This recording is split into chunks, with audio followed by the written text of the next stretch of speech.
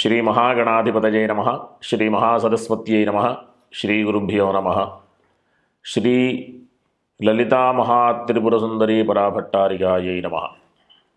మనం ఈ డిసెంబర్ నెలలో ఉన్నటువంటి ద్వాదశ రాశుల యొక్క ఫలితాంశాలలో భాగంగా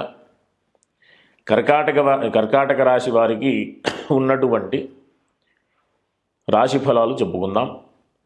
ముందుగా ఈ రాశి వారికి ఈ నెల 7వ తేదీ వరకు కూడా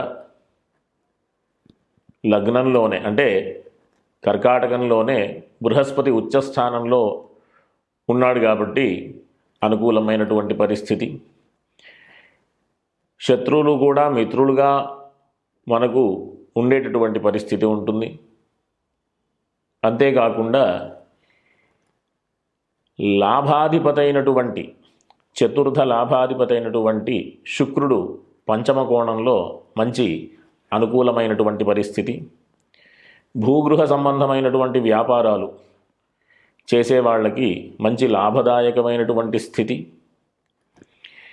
అంతేకాకుండా పెట్టుబడి పెట్టినటువంటి వాటి విషయంలో కూడా మంచి లాభాలు వచ్చేటటువంటి అవకాశం.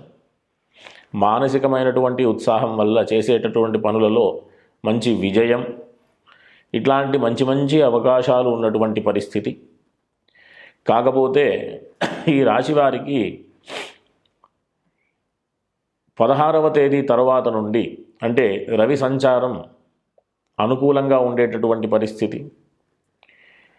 రవి 16వ తేదీ వరకు కూడా వేధస్థానంలో ఉంటాడు కాబట్టి కాస్త కుటుంబపరమైనటువంటి చికాకులు ఉండేటటువంటి అవకాశం. లాభదాయకమైనటువంటి పరిస్థితి ఉన్నప్పటికీ కూడా ఆ లాభాన్ని సరిగ్గా వినియోగం చేసుకోలేనటువంటి పరిస్థితి ఈ 16వ తేదీ వరకు ఉంటుంది. కాబట్టి ఈ రాశి వారందరూ కూడా 16వ తేదీ వరకు కూడా కాస్త సూర్యుడికి సంబంధించినటువంటి అంటే ఆదిత్య హృదయం పారాయణ చేయడం, ఒకవేళ పారాయణ చేయడం రాకపోతే కనీసం వినడమైనా చేయడం చాలా మంచి ఫలితాన్ని ఇస్తుంది. ఆరోగ్యపరంగా కూడా కాస్త అనుకూలతలను కనిపిస్తుంది. కాబట్టి ఈ 16వ తేదీ తరువాత నుండి కాస్త రవి విషయంలో అంటే కుటుంబపరమైనటువంటి విషయంలో కాస్త అనుకూలతలు వస్తాయి. అంతేకాకుండా ఈ రాశి వారికి 21వ తేదీ నుండి శుక్ర సంచారం అంత అనుకూలంగా లేదు. వేధస్థానంలో శుక్రుడి యొక్క సంచారం ఉంటుంది కాబట్టి అందరూ కూడా ఈ కళత్ర విషయంలో అంటే భార్యాభర్తల విషయంలో కాస్త ఏదైనా ఇబ్బందులు వస్తే ఓపికగా ఉండడం అత్యంత అవసరం. ఎందుకంటే అనవసరమైనటువంటి అనర్థాలకు కారణమయ్యేటటువంటి అవకాశం ఉంటుంది. కాబట్టి ఈ కర్కాటక రాశి వారందరూ కూడా 21వ తేదీ నుండి చాలా జాగ్రత్తగా ఉంటూ ఒకవేళ ఇబ్బందులు ఏదైనా ఉన్నప్పుడు అధిగమించడానికి లక్ష్మీ అష్టోత్తర స్తోత్రం పారాయణ చేయడం, అమ్మవారి దర్శనాలు శుక్రవారం పూట చేసుకోవడం చాలా మంచి ఫలితాలను ఇస్తుంది. ఈ రాశి వారికి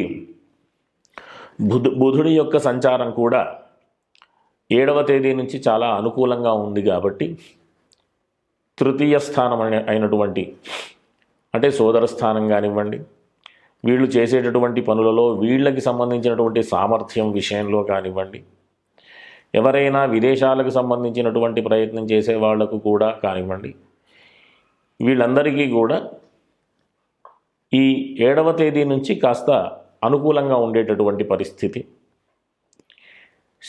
శని యొక్క సంచారం మధ్యమంగా ఉంది. కాబట్టి సప్తమ అష్టమాధిపతి అయినటువంటి శని 9వ స్థానంలో ఉండడం ద్వారా పెద్దగా చెప్పాలి అంటే ఈ ఎల్ఐసి విషయంలో అప్పటికప్పుడు లాభాలు రావాలి అనేటటువంటి విషయాలలో అంతగా ముందుకు వెళ్ళే పరిస్థితి ఉండదు. కాబట్టి కాస్త జాగ్రత్తగా ఆలోచించి అడుగు వేస్తూ నిదానంగా నిర్ణయాలు తీసుకోవడం మంచిది.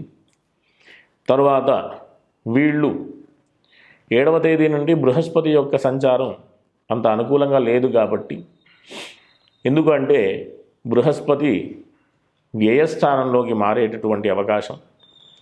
కాబట్టి అందరూ కూడా కాస్త జాగ్రత్తగా ఆరోగ్యంతో ఉంటూ కుటుంబపరమైనటువంటి ఇబ్బందుల నుంచి అధిగమించాలి అంటే వీళ్ళందరూ కూడా లక్ష్మీ అష్టోత్తర స్తోత్రం, ఆదిత్య హృదయం, అవకాశం ఉన్నప్పుడు ఈశ్వర దర్శనాలు చేసుకోవడం ద్వారా ఈ నెలలో కాస్త అనుకూలంగా ఉండేటటువంటి పరిస్థితి ఉంటుంది. కాబట్టి అందరూ కూడా చక్కగా ధార్మికమైనటువంటి జీవితంలో ఉండాలని ఆశీర్వదిస్తూ స్వస్తి. శ్రీ మహాగణాధిపతయే నమః. శ్రీ మహాసరస్వత్యై నమః. శ్రీ గురుభ్యో నమః. శ్రీ లలితామహాత్రిపురసుందరీ పరాభట్టారికాయై నమః. మనం ఈ డిసెంబర్ నెలలో ఉన్నటువంటి ద్వాదశ రాశుల యొక్క ఫలితాంశాలలో భాగంగా సింహరాశి వారికి ఉన్నటువంటి గ్రహస్థితి రీత్యా ఉన్నటువంటి రాశి ఫలాలు చెప్పుకుందాం. ముందుగా రాశ్యాధిపతి అయినటువంటి రవి ఈ మాసంలో అంటే డిసెంబర్ 16వ తేదీ వరకు మధ్యమైనటువంటి స్థితి, డిసెంబర్ 16వ తేదీ తర్వాత నుండి కాస్త వేధస్థానంలో రవి సంచారం ఉంటుంది. కాబట్టి అందరూ కూడా ఆరోగ్య విషయంలో చాలా జాగ్రత్తలు అవసరం. అనవసరమైనటువంటి పనులు చేస్తూ అనవసరమైనటువంటి ఆందోళనలకు వెళుతూ మానసికంగా ఇబ్బందులు పడకుండా ఉండేటటువంటి ప్రయత్నం చేయాలి. అంటే అవకాశం ఉన్నంత వరకు ఓపికగా ఉంటే వీటిని అధిగమించే అవకాశం ఉంటుంది. ఈ రాశి వారికి అష్టమ శని యొక్క ప్రభావం వల్ల 3 రకాలైనటువంటి ఇబ్బందులు ఉంటాయి. ఒకటి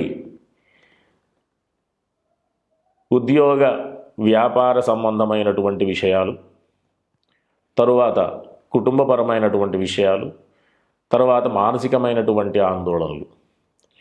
చేసేటటువంటి పనుల్లో ఆటంకాలు వచ్చినప్పుడు ఆర్థికమైనటువంటి విషయాలు ఇబ్బందులు పడుతూ తద్వారా మానసికమైనటువంటి ఆందోళనలు పడడం, ఇట్లాంటి ఈ రకాలైనటువంటి విషయాలలో ఇబ్బందులు పడేటటువంటి పరిస్థితి ఉంది. కాబట్టి అందరూ కూడా చేసే ఉద్యోగ ప్రయత్నాలలో మంచి ఫలితాలు, కుటుంబపరమైనటువంటి ఆర్థికపరమైనటువంటి విషయాలలో అనుకూలతలు, తద్వారా మానసికమైనటువంటి విషయాలలో